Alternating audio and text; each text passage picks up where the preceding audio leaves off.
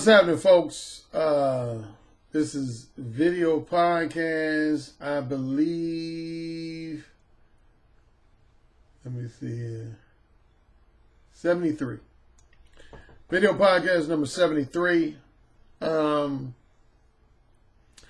think this week I might be doing, since Christmas is next week, I think I'm going to do 3 videos this week. This, more than likely, this is going to be my only free video of the week. Then I'm going to do a Patreon exclusive video probably tomorrow. And then Thursday, I'm going to have my second Patreon exclusive live stream. My second Patreon exclusive live stream. That's going to be at 6 o'clock p.m. Eastern on Thursday. I had one last week that was very successful, last Tuesday. And it was very, very successful. I got a lot of great feedback from it. So I'm going to be doing another one on Thursday, a live stream. I'll call this one also a test, meaning that I probably won't have any specific talking points, just kind of chat it up with my Patreon subscribers. So yeah. So again, more than likely I'm going to do 3 videos this week. This will be my free video. Then again, more than likely tomorrow I'm going to do a Patreon exclusive video. And then Thursday I'm going to do a live stream.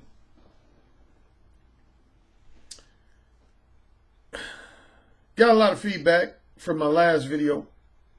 Well, first of all, still don't like the lighting in here.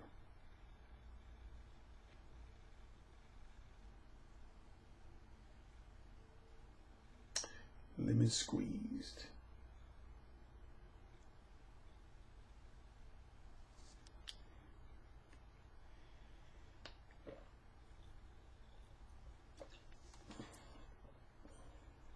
A lot of stuff. Got a lot of feedback on my video. Avoid trying to get laid where you get paid.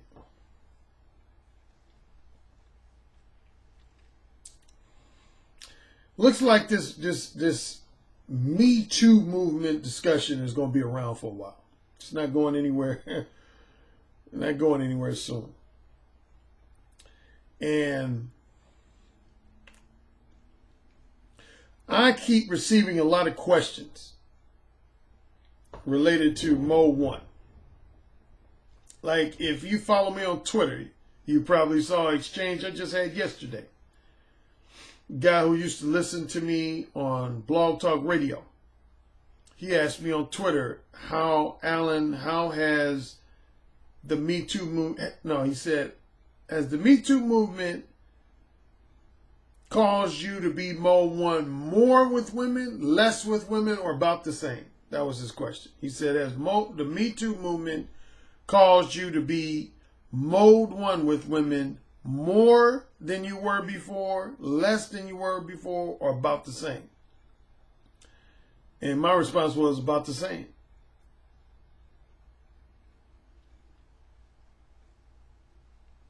About the same. And I've already mentioned, I don't feel like the Me Too movement is going to have a negative effect on men's desire to be Mode 1 with women and or their ability to be Mode 1 with women. Because here's the first thing I got to say related to my last video. I've never heavily endorsed being Mode 1 with women in the workplace. If you go back to my 1999 ebook version of Mode 1 or my 2006 paperback version of Mode 1, I specifically say in there that if there's one scenario I am not a fan of men being Mode 1, specifically being Mode 1 in a manner that involves sexually provocative or erotically explicit language, is in the workplace. I say that in my 1999 version of Mode 1 and my 2006 version of Mode 1. I've never encouraged men to be Mode 1 with women in the workplace. I don't feel like you should, again, along the lines of my very last video, I don't feel like a man should ever be trying to get laid where he gets paid. That's my general rule. You should never be trying to get laid where you get paid. I think that's a stupid move, man. Particularly if a woman is your subordinate. If a woman is either on the same level as you, or even more so, she's your boss or supervisor, then I generally tend to tell guys, yeah, it's okay to go ahead and at least maybe casually flirt with a woman or express an interest in dating a woman or having sex with a woman. But even then, I always say, don't do it on work premises. That's what I always have said. Never do it on work premises. But away from work premises, I've always said if a woman's on the same level as you or a higher level than you, then it's okay. But I've never been a fan of men hitting on women that are their subordinates. Which brings me to some questions I received. Now, a lot of you may know and a lot of you may not know. Of all the people that have been targeted by the Me Too movement accusations, if there's at least one person that I know personally very well, is Tavis Smiley. Tavis Smiley is a fraternity brother of mine. I actually pledged Tavis Smiley. We went to Indiana University in Bloomington, Indiana together. I pledged him. I knew him very well in college. We used to live in the Kappa house together. I haven't talked to him as much over the last, I'll say, 20 years, as much as I did back, say, in college days. But we've had infrequent communication over the last 5, 10, 15 years. Like when my mother passed away, he wrote me a beautiful card. He sent me a card and wrote me a note. So I know him very well. Matter of fact, I went to his studio in 2013. I went by Tavis Studio. And I got a chance to talk to a lot of his subordinates, his staff members. I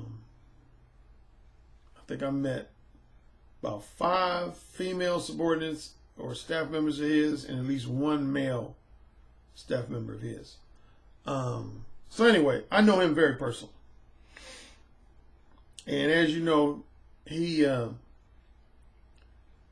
was accused of sexual misconduct. And so I've had some people who knew that I know him personally ask my opinion on his situation. And here's the opinion that I'm going to express. See, there's a lot of women who have expressed their opinions about these situations from a female, exclusively from a female perspective.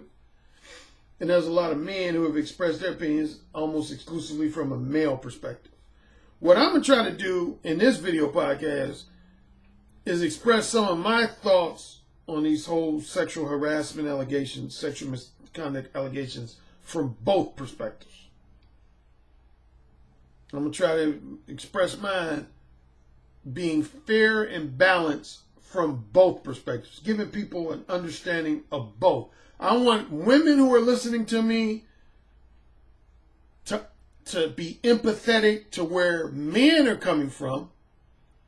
And I want men who are listening and watching this video to be empathetic to where a lot of women are coming from.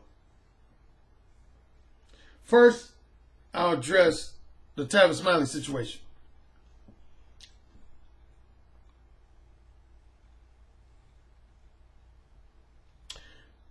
Here's the thing. Tavis has openly acknowledged that he has had sex with a subordinate. Okay? That's number one. He's openly acknowledged that. Which I have, if you remember. I've had sex with women who have been female assistants of mine. Now, it's a little different with me because, as I mentioned before, the women who I had sex with, they were not truly employees of mine. They were not truly employees of mine.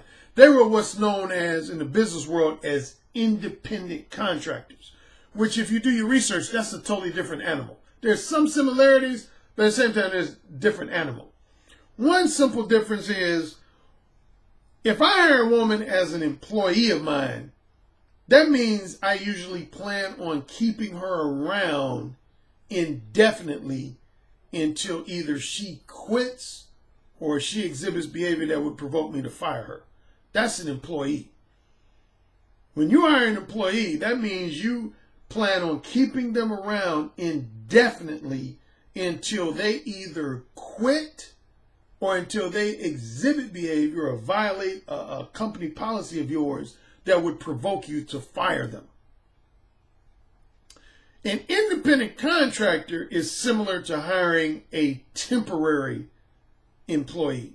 You're hiring a person for a specified period of time to work on a particular project. That's the difference. Independent contractor is when you're hiring a person for a specified period of time. It could be a number of days, it could be a number of weeks, it could be a number of months, or in some cases it might be over a year. But you know at some point you're going to end your working relationship with them. That's number one. Number two, you don't have to pay taxes for independent contractors. When someone's an employee of yours, you got to pay their taxes. When someone's an independent contractor, they have to pay their own taxes, assuming they make enough money to pay taxes. Usually, I think it's, if they make over $600, then yeah, they're gonna have to pay taxes. But they gotta pay. They gotta pay their own taxes. You don't have to pay it for them. They gotta pay their own taxes. And it's even more specifically as it relates to sexual harassment, because trust me, I've done my research on this. A woman who works with a man as an independent contractor does not have the same rights to charge a man with sexual harassment or sexual misconduct as a female employee does. They don't have the same rights. Now, when it comes to sexual assault, that's different. A woman always has the right to accuse a man of sexual assault. So if you're doing something like attempting to rape a woman, attempting to date rape a woman, you're doing something that's really physically aggressive with a woman always has the right to charge you with any variation of a sexual assault, whether she's an independent contractor, employee, or even if she doesn't work with you at all. Even on a personal and social level, a woman has the right to accuse someone of sexual assault. Sexual harassment and sexual misconduct, that's different. Like, on a personal and social level, a woman cannot really legitimately accuse a man of sexual harassment or sexual misconduct as far as in regards to like a personal social relationship. Even though there are some feminists who are trying to get laws passed related to what they call street harassment, which is similar, street harassment. I did an episode on Blog Talk Radio about that with a woman named Allison Cecil. But yeah, when it comes to sexual harassment and sexual misconduct, there's a difference between what a female employee can charge you with and accuse you of versus what an independent contractor. Here's the first thing I would say, and this relates to the Tavis situation. Never a good idea to have sex with subordinates, period. And I say that with all due respect to Tavis, my fraternity brother. Never good such. That's going to always potentially put you in a compromising position. Always. Even if at the time you're engaging in that relationship, it seems consensual, that just has too much potential to backfire in your face. The reason why, man, is because when you're in a position as a man to hire a woman, to fire a woman, to promote a woman, demote a woman, you have influence over her day-to-day, week-to-week work duties and responsibilities. You have influence over her salary and income.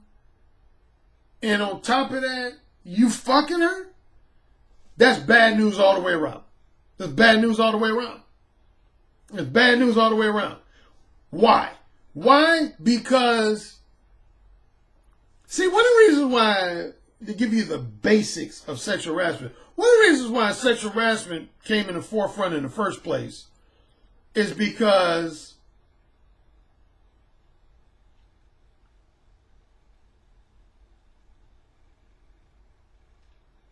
notifications. See, if you hit on a woman, say, at a nightclub or at some type of general social setting, you make a sexual advance towards a woman can easily say, no, I'm not interested, without any fear, well, I was going to say without any fear of detriment or retribution, but that's not necessarily the case, because there's some crazy motherfuckers out here. Somebody forwarded me a story recently in the last few weeks when some guy killed a woman simply because she rejected him. So you got some crazy motherfuckers out here. But exceptions aside, a woman can easily say, no, I'm not interested. See, in a work situation, it's not that easy, particularly if a woman is a man's subordinate. She's going to be afraid that if she says, no, I'm not interested in having sex with you, boss, that he might say, well, then I ain't going to never raise your salary. I ain't going to never promote you. I'm going to give you more work. I might find a reason to fire you.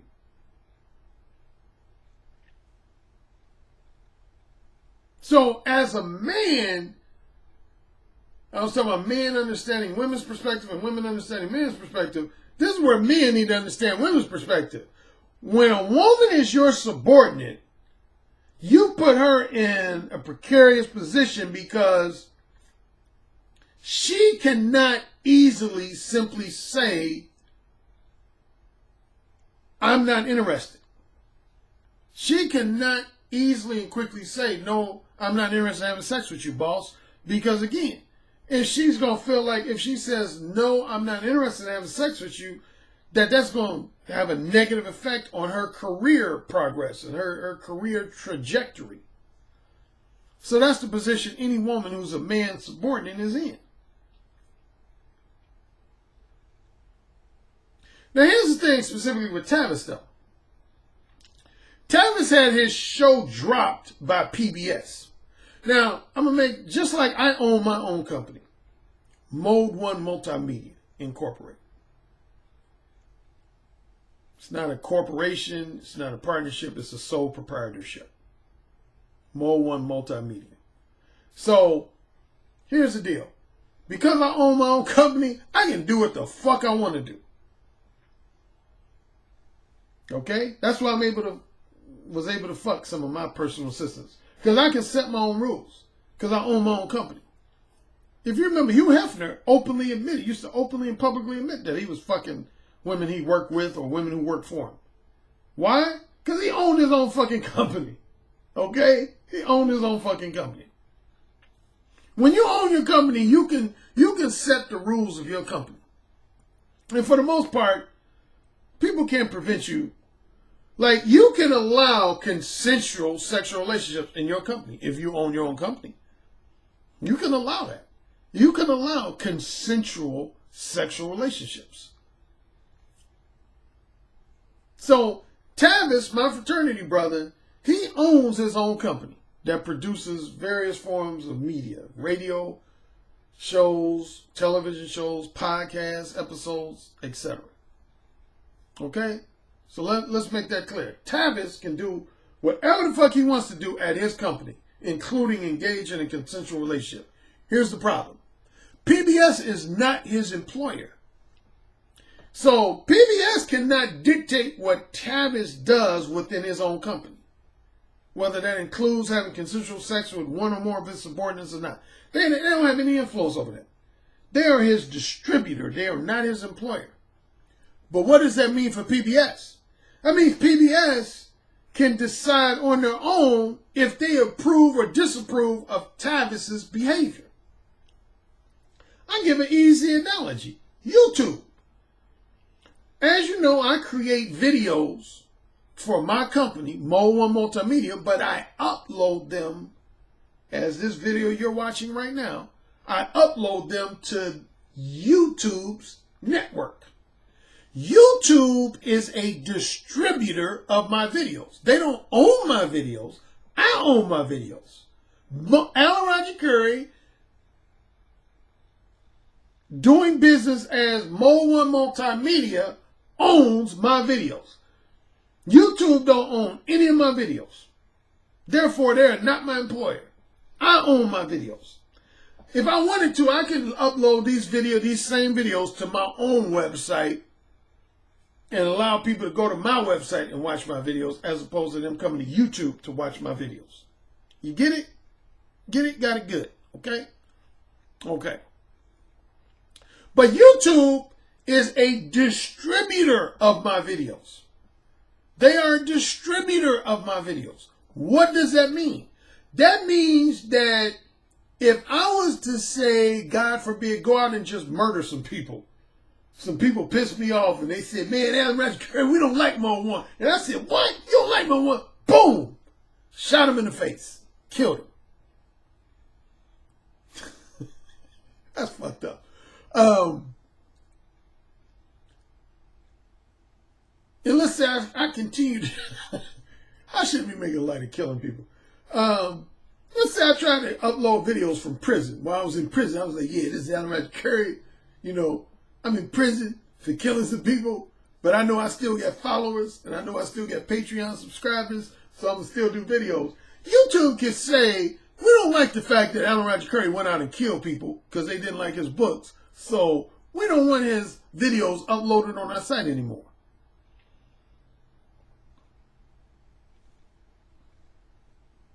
What could I do? What could I do? I mean, we all know, if you've been on YouTube for a while, YouTube has shut down certain people's channels. They have had individual videos removed on people's channels, and they have had people's whole channels shut down because they get those YouTube people on those YouTube channels get negative feedback. They had their videos flagged and reported. So YouTube has been known to take down at minimum individual videos on a person's YouTube channel. And in some cases, they've been known to shut down a person's entire YouTube channel because they are a distributor and they have that right. In simple terms, YouTube has the right to say, I approve of this content on this video, or I don't approve of this content on this video. They even have the right to say, I don't like the person who's doing this video. I don't like his moral character. I don't like what he's about, so I ain't gonna let him upload videos on our network anymore. They have that right. PBS has the same right, man. And in all due respect to my fraternity brother Tavis, who I love the brother, you know. I don't agree with all his opinions, but I love him, if nothing else, as a fraternity brother of mine. But I don't think Tavis understands, man. PBS can do what the fuck they want to do. Just like Tavis can do what the fuck he wants to do within his own company. He can do what the fuck he want to do. PBS has no influence over telling Tavis, you can't have sex with a subordinate. They don't have that right. But they do have the right to say, we don't approve of you having sex with your subordinates, and therefore we're not going to distribute your show anymore. They have that right. And I dare anybody to say that PBS doesn't have that right. They have that right, as any distributor does. PBS has that right. Just like I heard Walmart drop their business relationship with Tavis. There was some company that was going to help him. He was going to embark on a 40-city tour related to a Martin Luther King stage presentation. They dropped Tavis, unfortunately, and I feel bad for Tavis. I really do. But here's the thing. In those situations, man, I understand where Tavis is coming from, but also, see, one thing I always try to be is fair, balanced, and objective. Excuse me. Burp number one. I always try to be fair, balanced, and objective when I evaluate certain situations. I might fail sometimes here and there, But more often than not, I always at least try to be fair, balanced, and objective in analyzing certain situations. And I understand Tavis' perspective, because Tavis feels like the women who I've had sex with that worked with me and or worked for me, it was consensual. I didn't force them to have sex with me. I didn't grope them. I didn't just go and have them come in my office and just pull out my dick on them. I didn't walk around naked in front of them. These were consensual sexual relationships. And again, because it's his company, he owns that company. He has the right to engage in consensual sexual relationships. Nobody can argue that. Nobody can legitimately argue against that.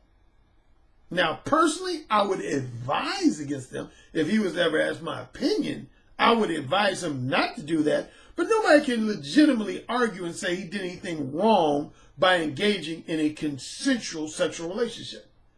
But again, to defend PBS and other associated companies, they have the right to say, we don't approve of that. So therefore, we ain't going to continue to distribute your television show. They have the right to do that. They have the right to do that. Now, here's what PBS cannot do, and this is why I think Tavis is fighting them. While PBS does have the right to essentially say that they disapprove of Tavis' behavior, they don't have the right to slander him or misrepresent his character. That's what they do not have the right to do, and no company has the right to do. They do not have the right to slander him or misrepresent his behavior, his moral and ethical character, and just essentially destroy his reputation. No company has the right to do that. No company has the right to do that.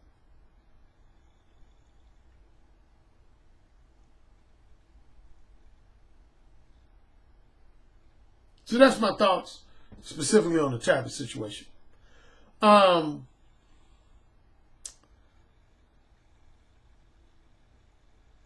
Here's what women need to understand. Here's what women need to understand about men. I'm going to start out talking about Patrice O'Neal. I thought he was a brilliant comedian. Here's the interesting thing. I wasn't really familiar with, sadly, I wasn't really familiar with Patrice O'Neal while he was alive. I didn't become familiar with him until after he had already passed away. Because a lot of my followers, I would always get a lot of emails and messages from followers of mine who would say, Alan, if there's one comedian who has a lot of mode 1 type humor, it is Patrice O'Neal. And I got so many of those messages from followers that I decided to, investigate his work. And yeah, he did. He had a lot of what I would call mode 1 type humor.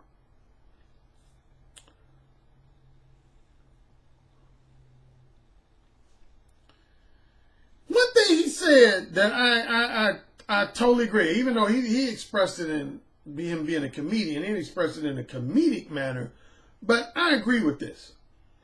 He did a bit one time about sexual harassment, and he said, here's the thing, and I'm paraphrasing some of his comedic words, but basically he said, here's what's unfair about sexual harassment for us men. He said, men are more visual than women are. Men are more visual than women are. Women are more auditory than men are. How many times have I said that? Why do you think I promote talking dirty so much? The art of erotic dirty talk. It's a known fact. In general, men and women are both. In general, men and women are both. Men are both visual and auditory. Women are both visual and auditory. But in terms of us leaning towards one or the other, men are more visual than they are auditory. Women are more auditory than they are visual. Meaning that men get more turned on by what they see more so than by what they hear. Women are almost just the opposite.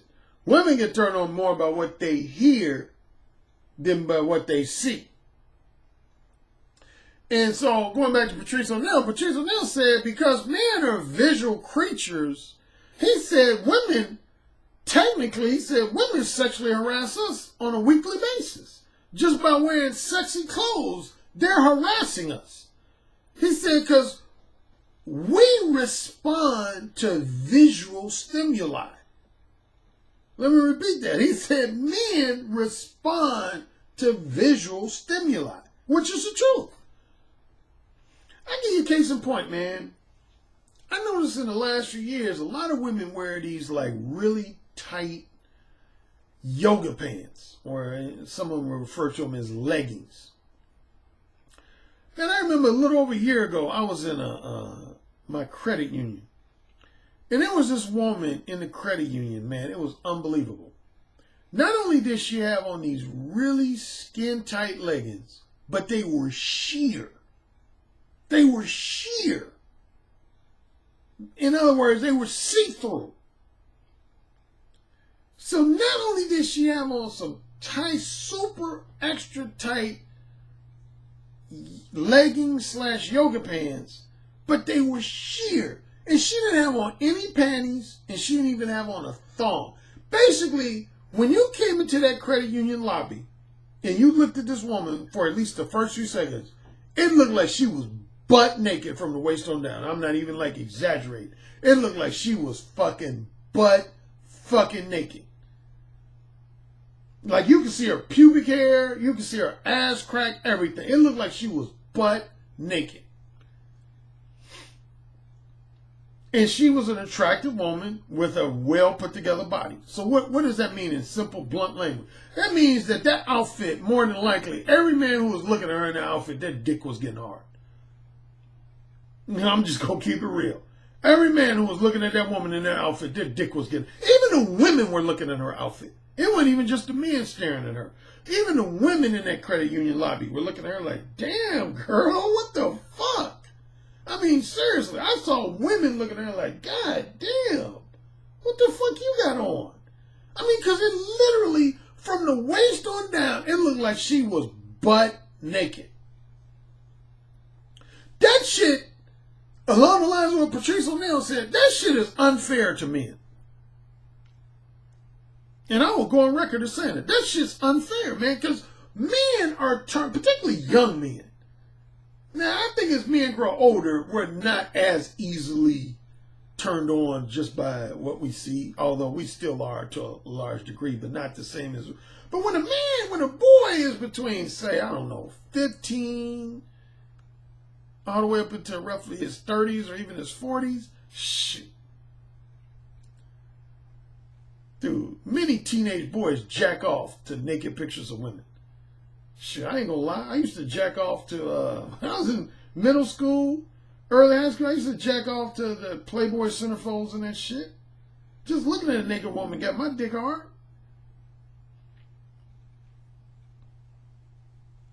So, I mean, it is. For a woman to be allowed to wear really sexually provocative clothing in the company of men, honestly, in many cases, should be prohibited. It should be prohibited. Matter of fact, speaking of that, my last 9-to-5 job, when I worked at a university, as you know, my last 9-to-5 job, I worked at a university. I was a program coordinator for a mentoring program. And I had a variety of female assistants that worked for me. Burp number 2. I can name at least two instances where I made my female assistants change their clothes, man. I made them change their clothes. I remember one time I had a female assistant. She had on these really super tight legging type slacks. They were not yoga pants. They were more so slack. They were like knit slacks, but they were like super duper tight. I mean, it looked like somebody just spray painted some tan paint on her body from the waist on down. That's how tight they were. And all my young mentees that would come to my office that I would mentor, when they would see her, they would be like looking at her like, damn. And I told her, I disapproved her. I said, no, you got to go home and change your outfit. I said, your outfit is having too much of an effect on these young guys that are coming in my office. And at first, she treated me like I was joking. She was basically like, oh, Mr. Currie, you crazy. You so crazy. I was like, no, I'm serious. Your outfit is messing up my conversations. Then I had another assistant one time. She wore this blouse where basically her tits were all out, man. You could see everything but her nipples. And she was really well endowed in the chest area. I mean, her tits was just out there. And I said, put on a sweater, cover that shit up. And again, she, like the other woman, she initially thought I was joking. She was like, oh, Allie, you just so crazy. I said, no, I'm serious. I said, cover that up. I don't like it. And she said, you're serious. I said, I'm damn serious. I said, that's too much. That's too much skin you showing. Like, if you read The Possibility of Sex, you'll remember I mentioned I was part of this cult-like church in Los Angeles. That's one thing I liked about this church I was in. They gave the men in that church the power to submit complaints about women's outfits. When I was involved in that church in Los Angeles, we actually had the ability, like if there was a woman in the church who we felt like dressed too sexually provocatively, we could submit a complaint about it, and 9 times out of 10, that woman from that point on would have to dress more conservative. Some women left the church because of that rule. There was quite a few women that left the church because of that. But that's one thing. I had a lot of criticisms of that church, but one thing I actually liked about that church, they didn't allow women to be cock teasers. They didn't allow that. They didn't allow women to be just blatant cock teasers. You could not be a blatant cock teaser in that church. If you wore clothes that the men considered to be too visually stimulating, you had to change your wardrobe and dress more conservative. Like, I think a lot of you know right now as I speak, there's some men in certain countries and cultures, they don't allow their women to dress provocatively. I want to say, and I hope I'm not misspeaking, but I want to say most Muslim men don't allow Muslim women to dress real provocatively. Yeah, I want to say that most Muslim men, they make their women dress very conservatively, man. And there's a lot of other countries and cultures that they don't allow women to, like, that's why, honestly, that's why some men from other countries and other cultures don't like America, man. That's one of the aspects of America that guys from other countries and cultures don't like, is that they feel like we're too lenient in allowing women to behave the way they want to behave and dress the way they want to dress and have sex with whoever they want to have sex with. Yeah, but man, so I think women need to understand, and this is targeted specifically towards women who have a tendency to wear a lot of really what I would call arousing, sexually provocative type clothing. That shit has an effect on men. And you women know that. The women who wear those type of outfits, you know that. You know that. See, here's the other thing with this whole sexual harassment thing, man. And I think I mentioned this in a previous video. It's not like this shit just started happening. That's the biggest thing about this. It's not like this shit just started happening. That's the thing that everybody needs to understand, and particularly young people. It's not like this just started. Here's an analogy I would give. Let's say there was this highway in your state, whatever state you live in the United States, if you live in, assuming you live in the United States. Let's say there's this highway in your state where the speed limit was 65 and has been for decades, okay? Now, let's say for like the last 2, 3, 4, 5, 6 decades, there was always a percentage of people who drove on the highway that exceeded the speed limit. I don't give a random percent. Let's say at least 40% of people who drove on this highway in this particular state regularly exceeded the speed limit by at least 5 miles, if not more, by at least 5 miles. So if it was 65 miles per hour was the speed limit, at least 40% of people would drive at a speed that was at least 70 miles per hour. And let's say, for the longest, the state policemen just say, no big deal. They driving 5, 10 miles over the speed limit. That's no big deal. That's no big deal. No big deal at all. We're not going to give them a ticket because they just 5 to 10 miles over the speed limit. No big deal. But then let's say there was some unfortunate accidents that happened that caused a lot of public protests. And then it caused each of the state trooper organizations across the country to start cutting down. Now all of a sudden, state policemen would start handing out speeding tickets left and right. Now a lot of people who are receiving these tickets will be like, well, damn, man, I've been driving 5 to 10 miles over the speed limit for like the last 30 years. Why am I getting ticketed all of a sudden now? And the state policeman officer is like, well, that's just the thing it is. The speed limit is 65. That's what you're supposed to be driving. And now we're cutting down on people. We gonna start giving out tickets. That's a similar situation to what's happening with sexual harassment. Sexual harassment has been going on for years, man. I wouldn't even say years. I'd say decades. I know women who are in my mother's generation, my late mother's generation, who was getting sexual harassed by their bosses like in the 1950s. Yeah, I know women who either were my mother's age or close to my mother's age that would talk about their boss would pat them on the ass on a regular basis, sometimes just blatantly grope their butt.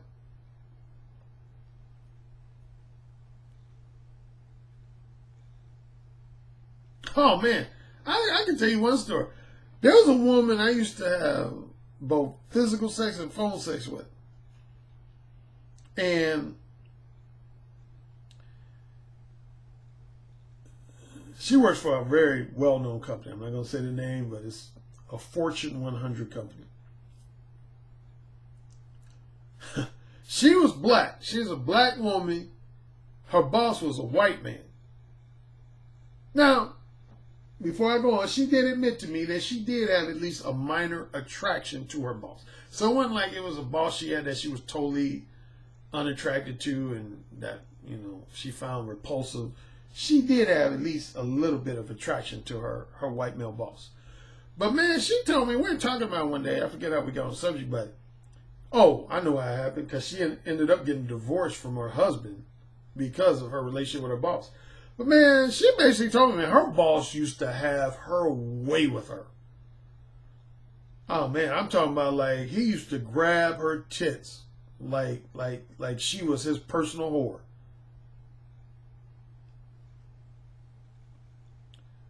She said it got to a point where he would come in her office.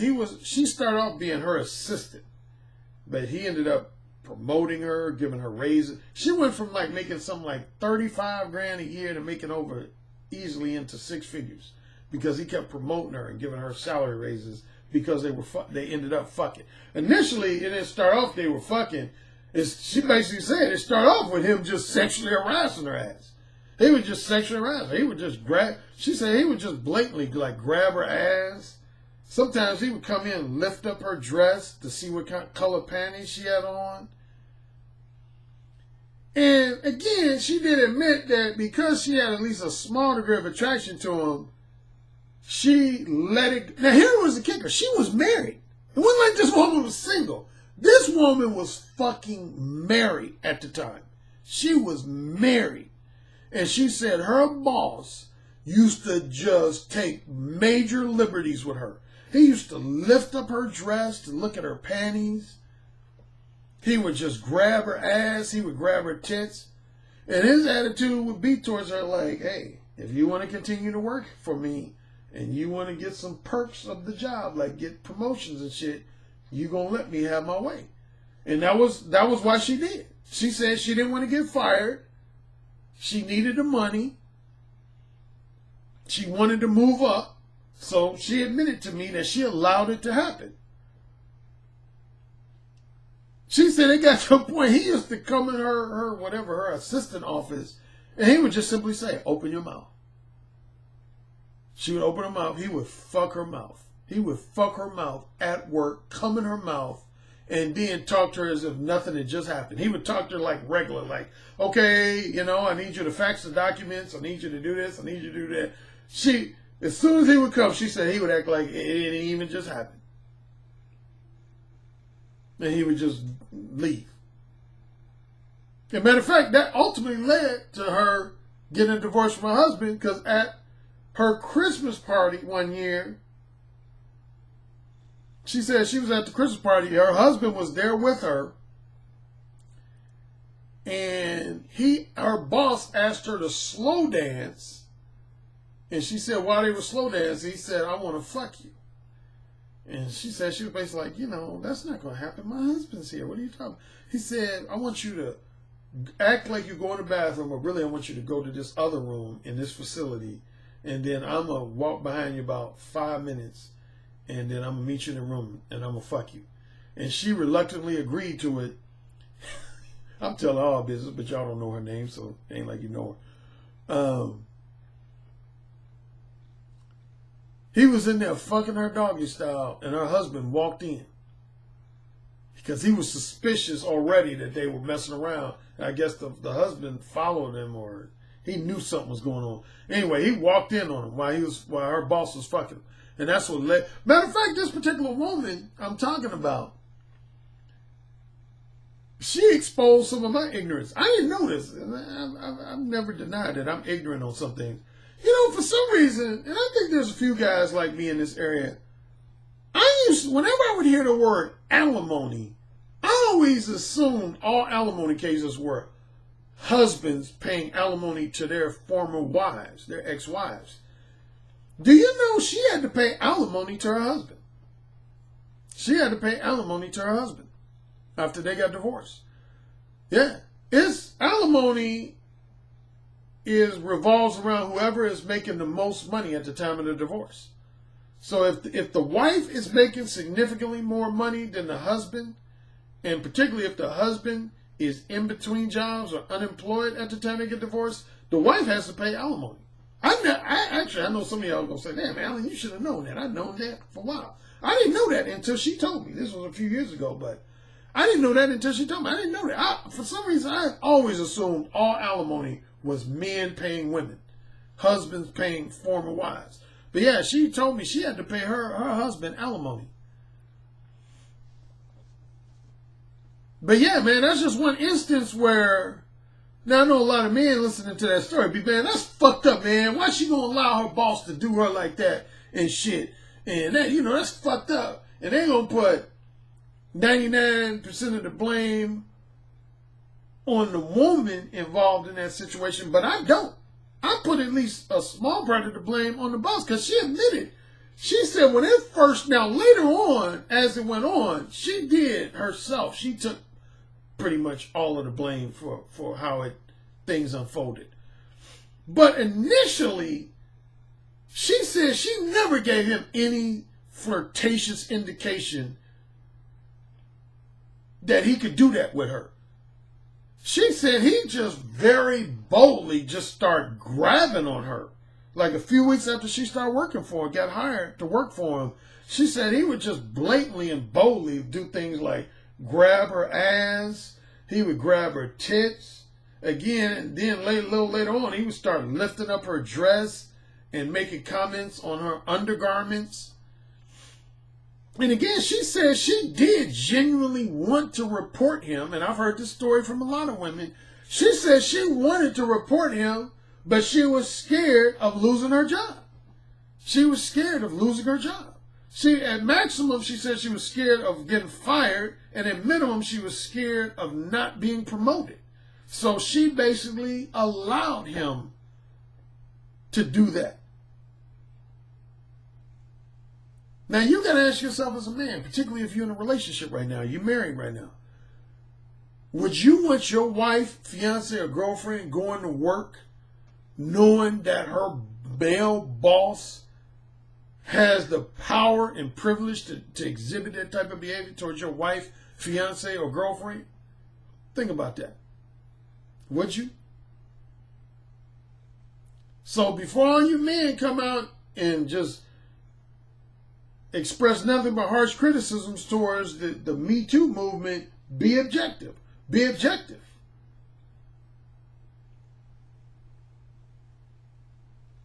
Because a lot of the women who have come out in these situations are women, burp number 3, are women who are married, engaged to be married, or at minimum had a long-term boyfriend. Like some of the women that accused Matt Lauer and Charlie Rose. Those women had boyfriends, fiancés, or husbands, man.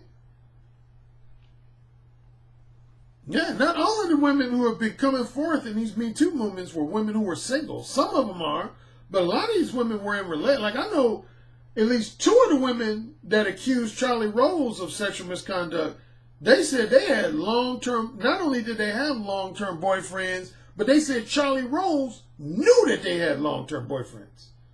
And I want to say at least one woman who accused Charlie Rose was married. She didn't even just have a boyfriend, she was married. And she said Charlie Rose was walking around naked in front of her.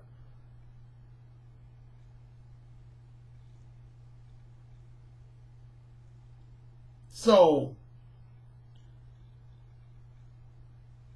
you know, for all you guys who want to defend these men who have been accused, man, come on, man. I can't defend no dude that's blatantly hitting on a female, number one, a female subordinate is, period, and particularly a female subordinate is that is married or engaged to be married or got a long-term boyfriend, man. I mean, come on, man.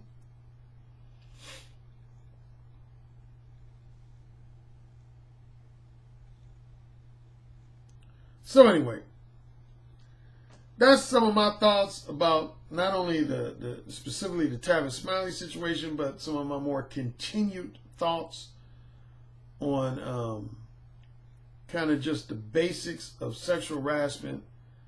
And I think men and women, again, need to understand each other's perspective. Again, to recap, here's the thing that men need to understand about women's perspective on this whole Me Too movement and a lot of these sexual allegations and accusations of sexual harassment, sexual misconduct, is that when you're a man's subordinate, when you're a woman who's a man's subordinate, it is not that easy to say, no, I'm not interested.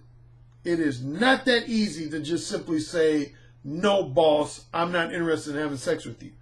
Because again, a lot of women are scared in worst case scenario that they'll get fired. Some of them are scared they're going to have more work, a higher workload added to their already heavy duty workload. Some women are scared that they are not going to be promoted or even worse, get demoted. Some women are scared they're not going to get a raise in their salary if they say no. So a lot of women will reluctantly go along with their male superiors, sexual harassment, like the woman I just described, because they don't want to have their job negatively affected. I mean, let's be real, man. In most of these situations, if you're a man, because you know at the time you hire a woman if you want to fuck her or not. Let's be real. You know at the time you hire a woman if you want to fuck her or not. That's almost like an indirect form of tricking, man. Let's just keep shit real. That's like an indirect form of tricking. That's like tricking in the workplace. If you hire a woman knowing deep down at the time you hire her that you're going to ultimately fuck her, that's like indirectly tricking. That's like indirectly tricking. But anyway, yeah, that's what I want the men to understand about the women's perspective, is that it's not easy for a woman in that situation to say, no, I'm not interested in having sex. Now, again, if a man and woman are on the same level, they're just like equal co-workers, or even more so, the woman is the man's boss, then that's when it's easy for a woman to say, no, I'm not interested. It's easy for a woman to tell a male co-worker, no, I don't want to date you and I don't want to have sex with you. Or it's easy for a woman to tell one of her male subordinates, no, I don't want to date you and no, I don't want to have sex with you. So that's not the same situation. But when a woman's a man's subordinate and she directly reports to that male superior, that's a different situation. So that's what, to me, what men need to understand about women's perspective. And what women need to understand about men's perspective is that, number one, for you women who dress real provocatively, not all women do at work, but some women do. Men, we get turned on by visual stimuli, and all you women know that shit. You all know that. Matter of fact, speaking on that, I remember I took a human sexuality class, and we went to a nudist colony. It was a very interesting field trip. We went to, and here's the thing though, our professor, he told us, because all the guys start joking that, man, we don't want to go on this field trip because we're going to be walking around with boners. And our professor was like, no, actually you won't. And we were like, shit, yes we will. He was like, no, you won't. And he went on to tell us, he said, some of you men in this class will be surprised to find this out, but he said studies have shown, and this is why Victoria's Secrets probably is so popular and why they do so much business, the lingerie shop. Do you know men actually get turned on more by seeing women in sexually provocative clothing than they do seeing women butt naked? Interesting, huh? For those guys who didn't know that. Yeah. Yeah, studies have shown that men get more turned on seeing women in things like bikinis or lingerie or just general sexually provocative clothing than they do seeing a woman walk around just butt naked. And sure enough, man, when we went to that nudist colony, man, we saw a lot of women that were butt naked. Now, some of them I just wasn't attracted to. But even the women who were attracted to, my dick didn't get hard. Here's what was weird about the nudist colony, and why some people probably frown on it. Man, you had mothers and fathers walking around with their sons and daughters butt naked. Most people in mainstream America would consider that kind of almost borderline incestuous. But that's what they would do. Yeah, they consider that perfectly normal. Because people who live on nudist colonies believe that human beings were meant to be nude. They don't believe that we were meant to wear clothes 100% of the time. But yeah, you saw whole families walking around naked. Like mothers was walking around with their sons naked. Fathers was walking around with their daughters naked. That was a little weird for me. I ain't gonna lie. I'm not passing judgment on that. Was just kind of a little weird for me. What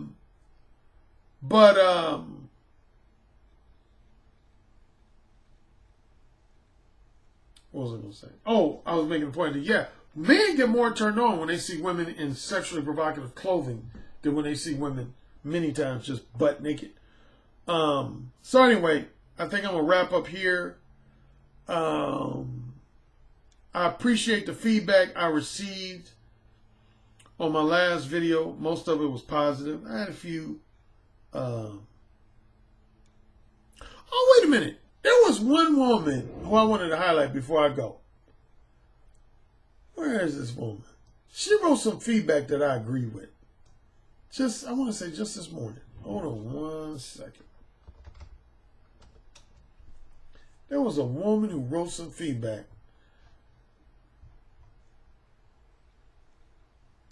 that I actually agreed with.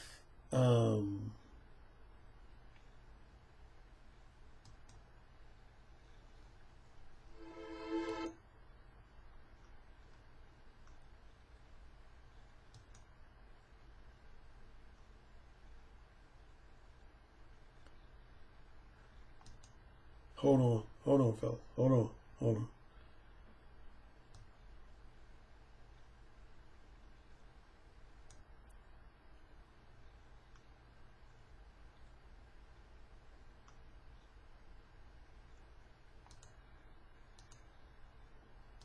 There was a female, because a lot of people think the only people who listen to my videos and watch my videos is men, but I actually have quite a few women who watch. I know it most about the private feedback I receive. Now, women from time to time, I have quite a few women who actually comment in my comment section below. And if you want to leave me comments, comment in the comment section below. And I have some people write me at coaching@mode1.net, coaching@mode1.net. I think I have at least 2 or 3 women who are Patreon subscribers of mine. So yeah, I want to say I have at least 2 or 3 women that are Patreon subscribers of mine. But in terms of just private feedback, yeah, I get a lot of feedback on my videos from women. I would say probably at least 1/3 of the private feedback I get in response to my videos are from female listeners and viewers.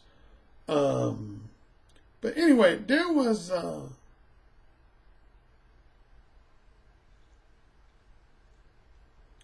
woman that wrote a comment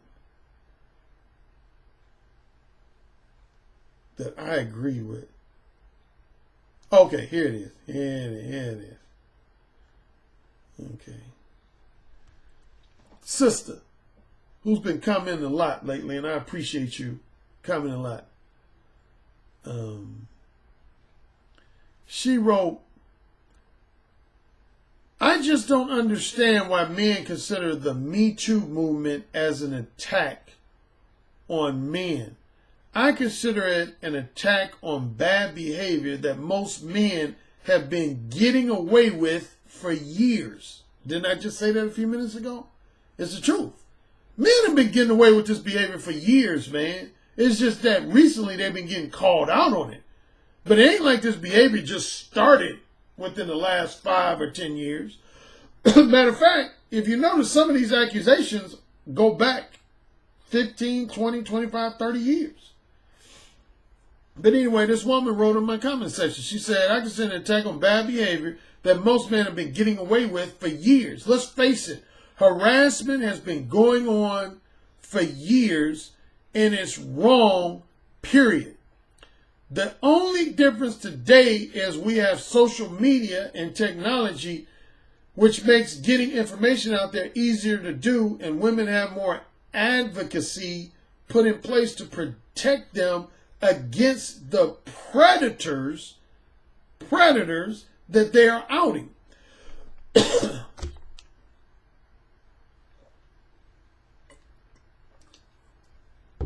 If you act right, and it goes for men and women, and you make moves with integrity and be smart, you won't get into trouble, but of course you will always have exceptions to the rule. A gender war? Please. I have no desire to go up against a man in this imaginary war. I have better things to focus on. Preserving my good looks, staying healthy, my career, being happy, and continuing to build my wealth. This stuff is really stupid. Yeah, if nothing else, I agree with her comment where she said this stuff has been going on for years. And I've said that at least in 2 or 3 of my video podcasts. So I don't know why a lot of men who've gotten bent out of shape over this Me Too movement really, quite frankly, don't deserve to get bent out of shape. Because like I said in my very last video, if you notice, over half of the men who've been accused of sexual harassment, sexual misconduct, they haven't really denied it. They haven't really even tried to they haven't really vehemently denied it.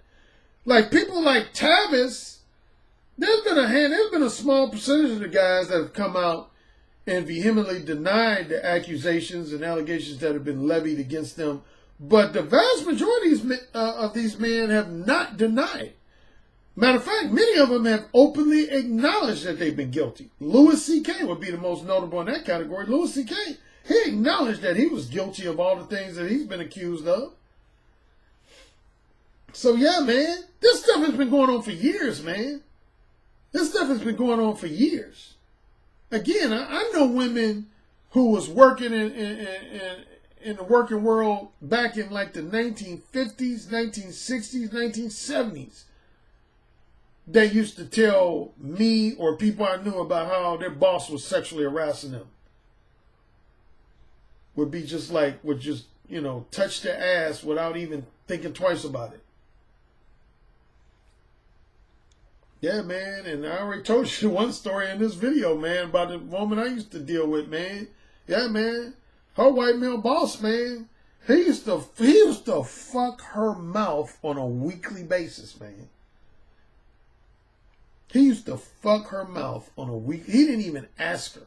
He didn't even ask her, like, may I fuck your mouth? He would just come in her office and say, open your mouth. And she said she would open her mouth. And he would just unzip his pants. He would put his dick in her mouth, fuck her mouth, come in her mouth. And then she said as soon as he would come in her mouth, he would talk to her as if nothing had just happened. And she was married. She was married, man. Now again, a lot of you guys are going to argue, well, she let it happen, so she deserved it. She allowed it to happen, so she deserved it. See, that's dismissive. That's dismissive.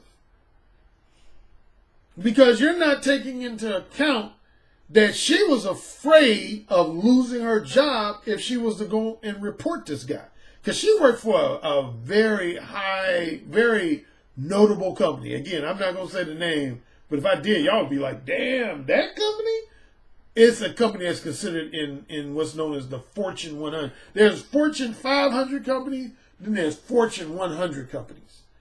She was working for a Fortune 100 corporation. Yeah, man. And, yeah, man, I'm telling you, man, before the Clarence Thomas Anita Hill case, that's the first case that really brought sexual harassment in the forefront, is that whole Anita Hill, Clarence Thomas. I think that happened in the late 80s or early 90s. Somewhere between 88 and 1990 was when that happened. Before that, man, nobody talked about sexual harassment. That shit was going on like it wasn't shit. Particularly in the entertainment industry and media. Those two industries, man, sexual harassment was rampant. I think that it's been rampant in a lot of different industries. But if I had to name two in particular, entertainment industry and media, which are kind of like first cousins to each other, sexual harassment, man, that's been rampant in those industries like forever. Forever and a day. Forever and a day. I used to work in the entertainment industry. Trust me, I know. I've both seen shit and I've heard stories. I've worked in the entertainment industry in Los Angeles. Man, sexual harassment has been going on forever in those industries, man. They've been going on forever in those industries. Because, see, those are the two industries, probably arguably more than any other industries, that regularly attract good-looking, sexy women. Entertainment industry and media attract good-looking, sexy women like crazy. And that's why a lot of men gravitate towards those industries. Because there's a lot of good-looking, sexy women who work in those two industries. But anyway, that's it for today. I'm going to do 2 more videos before this week is over. I'm going to do one video either tomorrow or Wednesday. It's going to be a Patreon exclusive video. And then I'm going to do a live stream, a Patreon exclusive. Excuse me, that's burp number 4, ain't it? Wow. I'm going to do a Patreon exclusive live stream on Thursday at 6 o'clock p.m. Eastern. 6 o'clock p.m. Eastern. So if you're a Patreon subscriber, man, join me for that. Until then, take care and enjoy the rest of your week.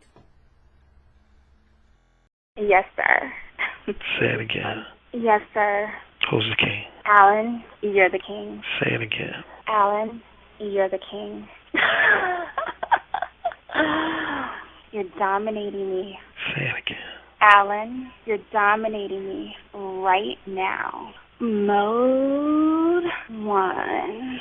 Mode 1. Daddy, can I go, please? You're the king. Say it again. Oh, you're the fucking king. Yes. Yes. Yes.